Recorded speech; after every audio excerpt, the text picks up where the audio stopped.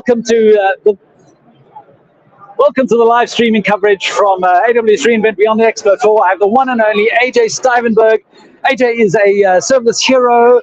You're doing a talk at reInvent. So tell us about the talk first of all. Yeah, I'm really excited to be here. Thanks so much for the warm welcome, Julian. I'm speaking today about AWS Lambda cold starts and how you can mitigate them and some of the kind of sharp edges that users, when they first adopt Lambda, can run into. And I don't want people to be scared about them. What we want to do is spend about 40 minutes talking about them, give people the tools they need, and then they can move on and solve all their business problems. That's the goal. So what's the talk name and number? So the talk name is Demystifying and Mitigating AWS Lambda Cold Starts. The number is COM 305. Cool. It'll be live streamed here in the Venetian in the Content Hub, and it's also in person. It'll be at Caesars Forum Summit, room 214. Okay, perfect. And then it'll be available on YouTube afterwards as well. So certainly we're talking about. Yeah. So in your talk, you're talking about cold starts. Yeah. Now, how much of a problem is cold starts when people are saying, I don't want to use Lambda, or I'm freaked out about cold starts? What's the kind of thing you'd say to them? Great question. That's actually the biggest problem. I think by far the biggest problem is there's a fear and uncertainty and doubt in the space, in the developer community about Lambda cold starts. And specifically, a number of people think that there's nothing you can do about them. And there are some very simple tricks that we're going to cover, I've written about, but we're putting it all together in a video today, or in the talk today, where you can apply some of these principles very quickly. We're talking like a half hour per function maximum, and you can move on with your day, and you can kind of solve those problems. There are, at a certain scale, especially like low throughput, you can experience more cold starts, and I want to help users get the tools they need to sort of solve those problems there as well. But if people are running production applications, and as they get higher and higher scale, you actually get less cold starts. Explain how that works. Yeah, it's amazing. David Yanachek wrote a great post about anti-fragility at scale. The more you use Lambda, the actual better it performs. And absolutely, because Lambda cold starts only occur when a new sandbox has to start. That means that if you have many concurrent Lambda functions that are running simultaneously, you're less likely to experience that because there's probably already a warm sandbox. So it's one of the great benefits of using managed services like serverless is this is solved for you. You don't have to kind of deal with this fact, but you do, run into them at the lower end for sure.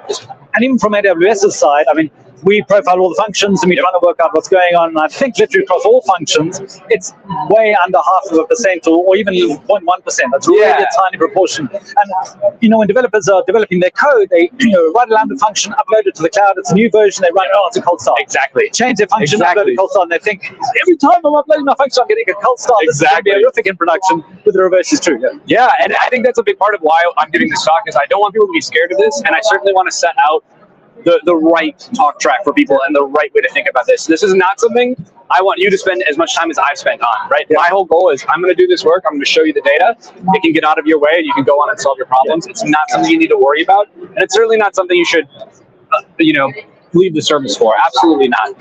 So if people had maybe tried Lambda even a few years ago and were bumping up over cold starts, what sort of things have been happening over the past years or whatever that would just make things easier and even less of an issue? Oh my God, this is the benefit of serverless, right? Yeah. So one thing that's been incredibly impressive is the Lambda team recently, in the last year, wrote a paper called Scaling, On-Demand Container Scaling in Lambda. So we're speaking specifically about the container-based Lambda functions and how they were able to achieve a 15 times performance improvement with sort of 4 key concepts, which I'll cover in the talk, but effectively they've created a secure multi-tenant cache for Lambda code. And it's incredibly impressive. It's a serious achievement, what you've been able to accomplish there and bring containers, at or even in some cases faster than zip-based Lambda functions.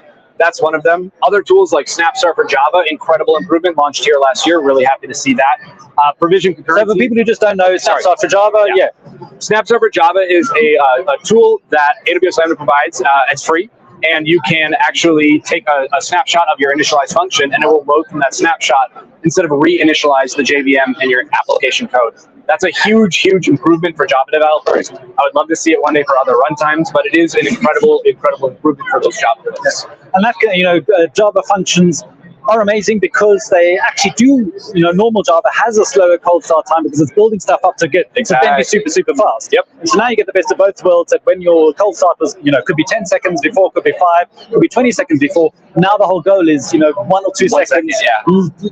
Generally, ideally under 1 second for cold start. So you can start using Lambda with Java for literally synchronous workloads if you can handle under a second, which is normally unthinkable, especially when you're using some sort of big, heavy Java frameworks, which are super useful, so you get the most of it. Yeah, exactly. And we want customers, we want users to come in and meet us where they are, right? Like Lambda users should come in with what they have. We don't want them to build everything brand new or redesign anything. So that's a big step forward in making that work. I would add .NET has a similar concept for something called ready to run, where you know the target architecture, you can pre-build that bytecode for your compiled architecture. You can get some of those improvements too.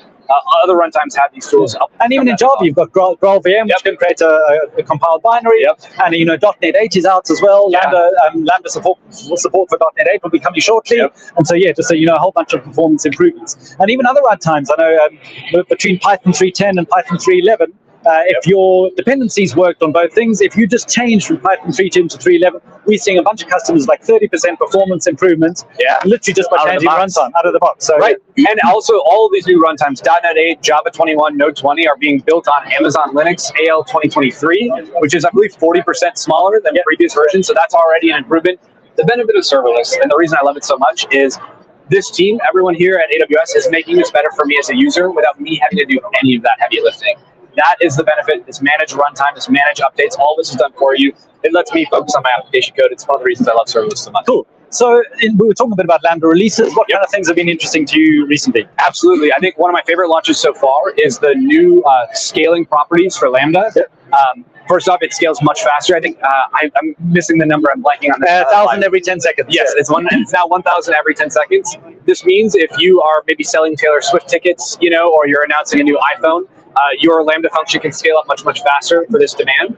The other thing that's buried in that announcement, but super important to all of our users, is that Lambda functions now, the scaling up rate is governed at a per function level and not at the account level. And one of the edges that people would find themselves cut on is one function could run away with your scaling concurrency. And even though you haven't hit your global maximum for the entire account, it can limit your ability to launch new functions that are not related at all.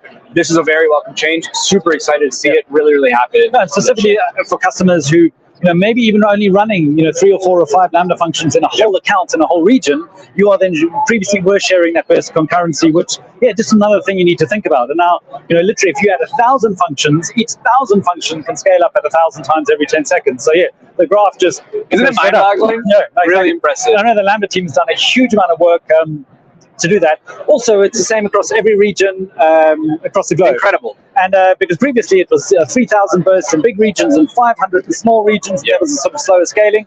So an example I did of previously, if you needed 10,000 sustained requests, now that's 10,000 concurrent requests to your Lambda function. That's a ridiculously huge amount. And also think of it, if those Lambda functions are then running for 100 milliseconds, which can be, very typical for a web request, you can be running 10 of those in a second. So we're looking at already 100,000 requests a second. I mean, out of the box, there are not many websites that are even running with that. And I lost my train of thought because we were talking about the scale. 10,000. Previously, that would take 12 minutes to get up to that 10,000 sustained requests. And now it's 90 seconds. Yeah, so, it's incredible stuff. And it's not just the Lambda team, although they're doing incredible work, and I really love working with them. But SQS FIFO queues just got incredibly much faster. The polar 70,000 per second was ridiculous. And the whole benefit again is that I want to be able to write my code one time and have it run more or less at any scale.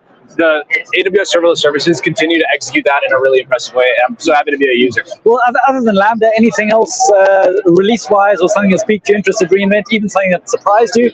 I mean, there's been a lot of things in the generative AI space that have been really cool. Party Rock is one of my favorite releases. It's just so different from what I've seen from AWS in the past. It's so fun. It's a toy that you can play with and experiment with generative AI, and it's just free for everyone to just try out. I think that's great. That's like I didn't see coming. That blindsided me when I first got a chance to play with it. Having a lot of fun with that as well. Yeah, absolutely. Cool. And also, day job wise, you doing some really cool things. So tell us about that. What you're doing at reInvent. Absolutely. So I'm also a staff engineer at Datadog. I'm focusing on serverless. We had Maxime David on earlier. So Maxime, one of my esteemed colleagues and friends. We're working on open source developer tools for customers and users in AWS Lambda. So we've done some really cool stuff this year. We launched a feature called Cold Start Tracing, which helps you profile your dependencies and the time they take to load so you can optimize them. And most importantly, what we'll cover in our talk is we find a lot of code that people don't even realize they're using, right? They're importing a lot. One of the best examples we got this year was someone was importing what they thought was a structured logging library that they worked internally, and it required a MongoDB driver. And they had no idea.